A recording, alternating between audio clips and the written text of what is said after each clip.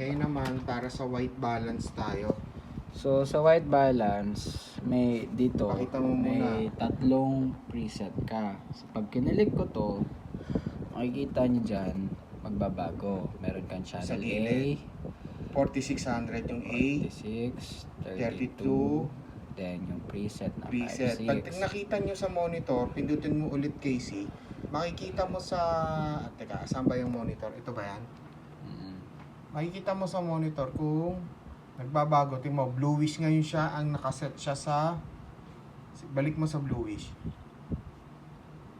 Nasa 3200, medyo kulay blue siya.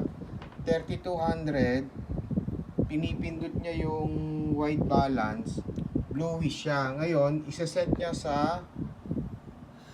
Sige, isang button. 56. Tingnan natin. Sa 5.6, parang medyo umokay na siya kasi yung ano, hindi na siya masyadong mapula. Kung compare nyo rito sa dalawa, medyo okay na konti. Yun, sige, iset mo pa yung isa para makita natin. Kung in-adjust niya sa 56, 56 na yan. so tatlong option lang tayo sa... Pero, usually, pag sinabing palitan nyo to ibang ano, ang i-click nyo is yung nasa unahan. Nandito. Merong button yan. Pakita mo yung button. AWB yan, auto white balance. Yun ay si auto white balance Pag na pinalitan na natin to change. Ayun, sige.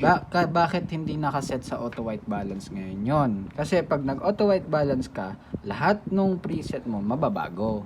So ngayon, pe-press ko si auto white balance dito sa gilid. So press, isa, makikita nyo mag-golden si 56 and sinasabi niya ng variable, VAR. So, ibig sabihin, ngayon, pwedeng ma-adjust na ngayon.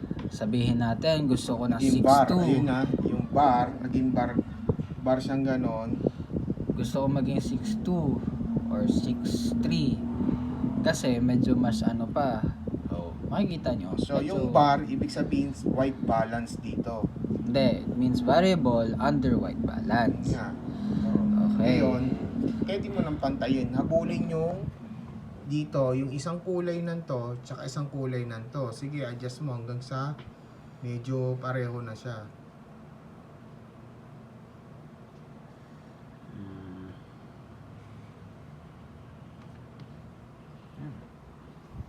So, makita nyo pareho na. Ang nakuha nyo ang value, 6,300K ang balance. So, close to 5,600 din. So, usually, ganun ang ano, pag bluish kasi under, ano yun, parang ginagamit mo pag dilaw yata yung ano, Yes. yung environment. Pero pag natural light na may mga iba kulay. So, okay na ba tayo dyan? Then, lastly, paano kung medyo hirap siya mag-focus? May dalawang option lang dyan. May Teka. nakaset dito sa Tapos na tayo sa ano.